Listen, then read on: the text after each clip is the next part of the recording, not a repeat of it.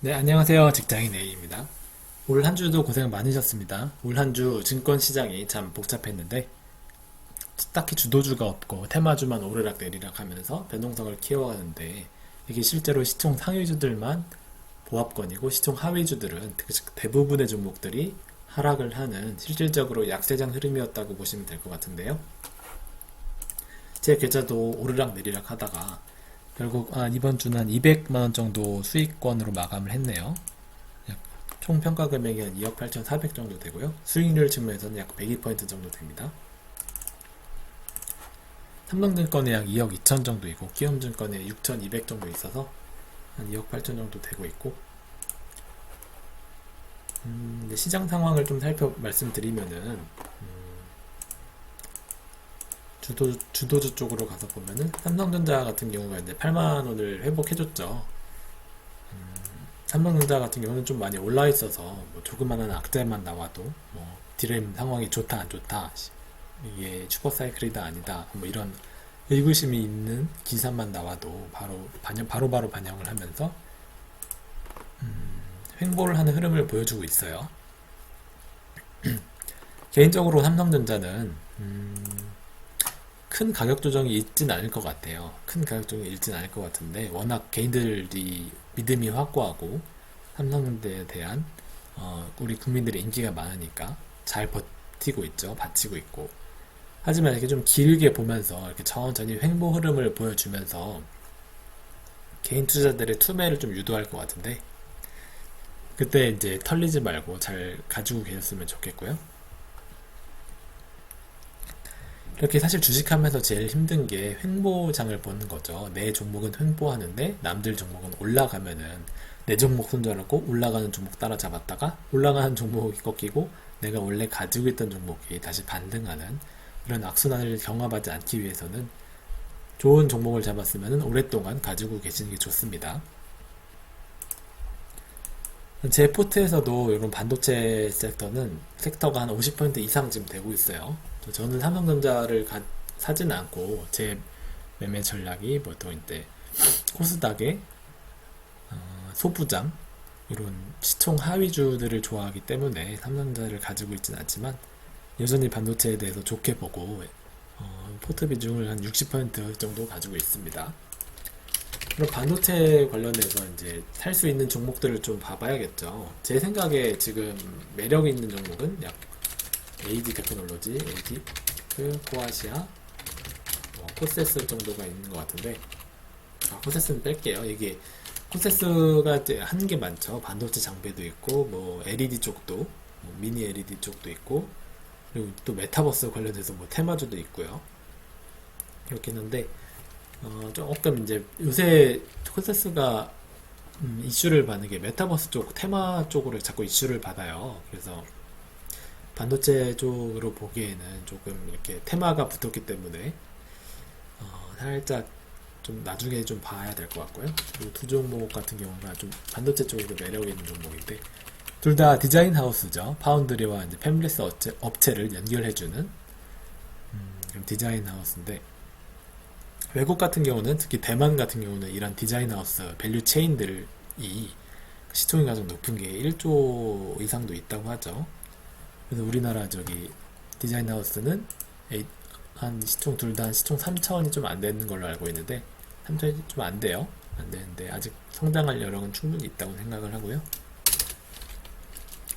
두 번째로 2차 전지를 빼놓을 수가 없죠. 2차 전지는 셀 3사를 보면은 지금 싸다고는 말할 수 없을 것 같아요. 뭐 LG화학, 삼성 SDI, 뭐 SK이노베이션을 봤을 때 싸다고는 얘기할 수 없는데, 그리고 소재업체도 이렇게 싸진 않죠. 소재업체도 싸진 않다고 볼 수 있고, 저희 같은 개인 투자자들은 그러면 수익률을 극대화하기 위해서는 소외된 종목을 봐야 되는데, 소외되는 게 2차전지 장비주죠. 2차전지 장비주의 대장주인 PMT. 그리고 아예 안 오른 2차전지 검사주를 잡는다면 이제 V원텍 정도 되겠네요. 뭐 PNT야 워낙 유명한 종목이라 다들 잘 알고 계실 거고, V원텍 같은 경우는 뭐 LCD, 뭐 LED, 이게 아픈 검사기 우리가 주종목이고 거기다가 이제 그런 아픈 검사기를 2차 전지 검사 장치에 광학 검사 장치죠. 광학 장치에 적용을 해서 판매를 하고 있는 업체고요. 이 업체가 좀 돈이 많아서 최근에 보니까 이제 뭐 자율 스마트 팩토리 관련 업체를 인수해서 현대차에 좀 납품을 하고 있다고 해요. 이런 쪽으로 나중에 테마를 받을 수 있을 것 같아서 PNT, V온텍 정도 추천을 드리고요. 그리고 이제 또 요새 유명한 것, 요새 이제 인기 있는 것 중 하나가 조철해죠. 조선, 해운, 철강. 근데 조철해 같은 경우는 최근에 이제 조정이 좀 나와요. 뭐 시장이 이렇게 횡보를 할 때도 조선 같은 경우는 조정이 많이 나와서 조선, 해운, 철강 같은 경우는 조선이 나오는데 이게 어떤 의미냐면은 비싸다는 의미예요. 시장이 한번 가다가 한번 꺾일 때가 됐죠. 꺾일 때가 충분히 꺾이면은 이제 진입을 볼 수는 있긴 하겠지만 아직까지는 조금 좀 부정적인 입장이고요. 저는 조선, 해운, 철강에 대해서는 워낙 많이 올랐고 바닥에 있었으면 좋게 봤을 텐데 제가 잡지 못했고 많이 올랐으니까 이런 것들은 잡지 못하는데 비싼 것들은 가차없이 보지 않는 게 속이 편하십니다.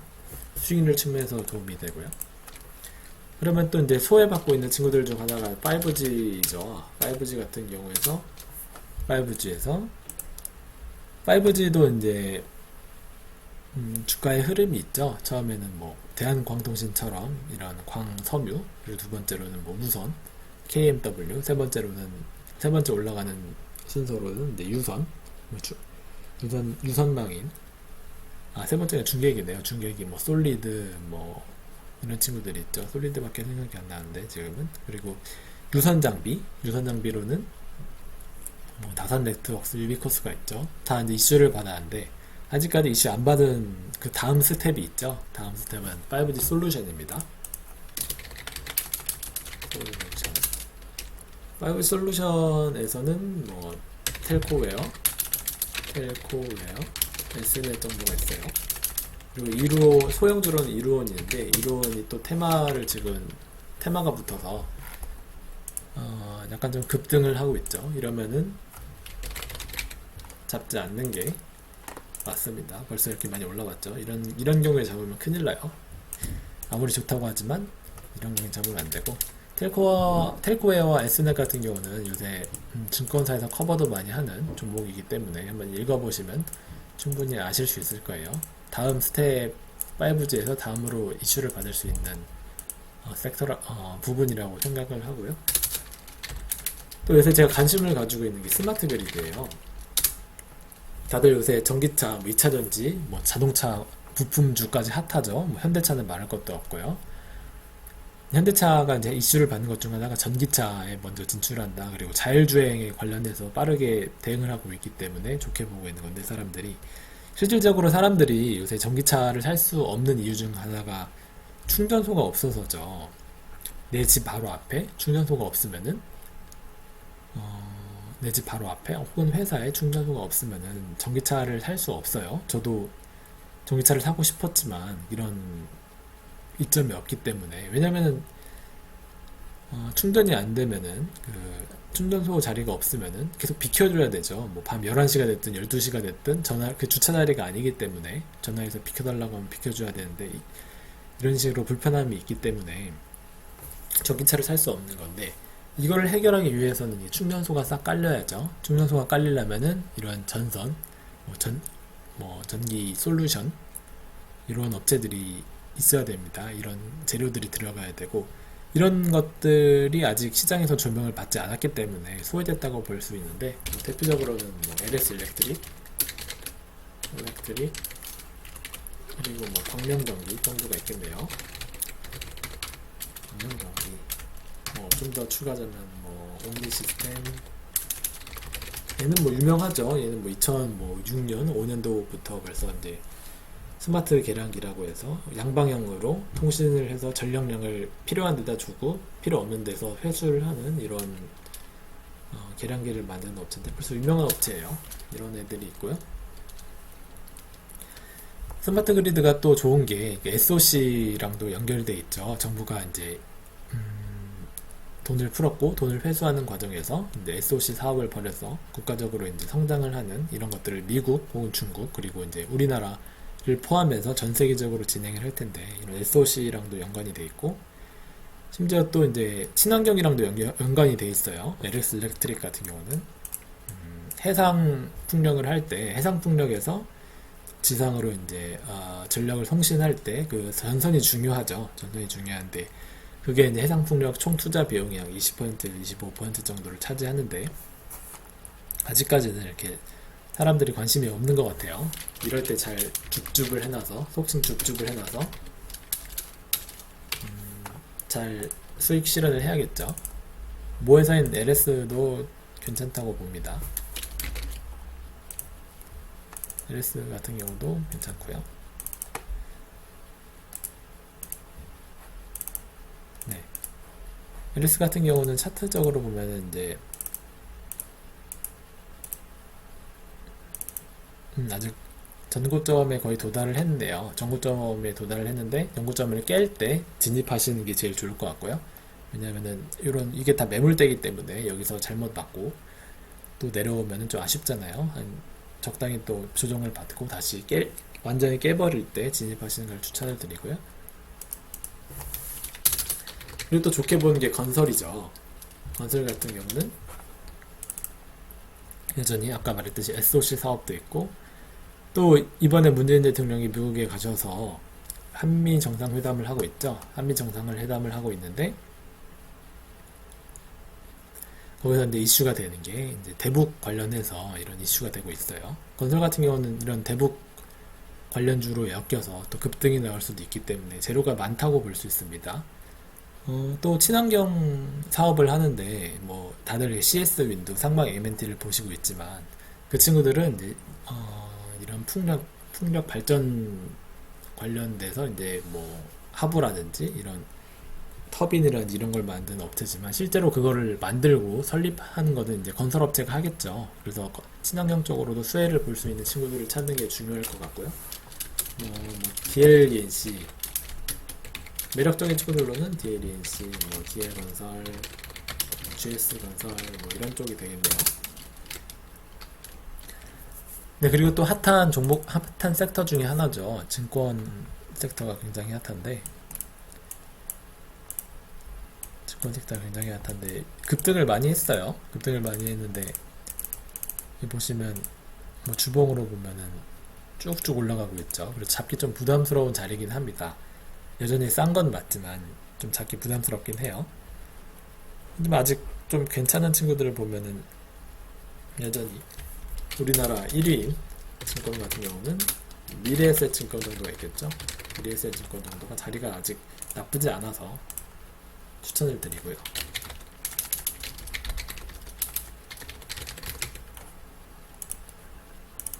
네, 아직 월봉으로 보면 아직 바닥권이기 때문에 추천을 드리고요. 미래에셋 증권 같은 경우도 이제 전고점을 뚫을 때 조금 더 비중을 싣고 하셨으면 좋겠습니다. 전고점이 약 한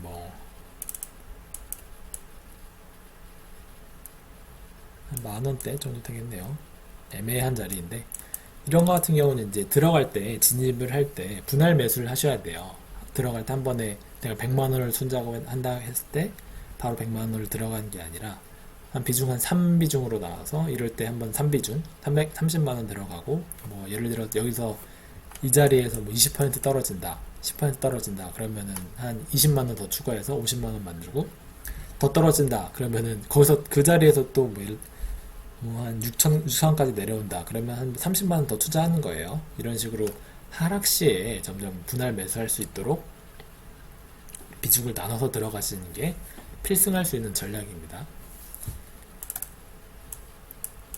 네, 오늘은 이 정도로 마무리하고요. 다음 주도 시장이 어떻게 될지는 아무도 예측을 못하겠지만 계좌 방어 잘 하시면서 수익을 잘 보시기를 바라겠습니다.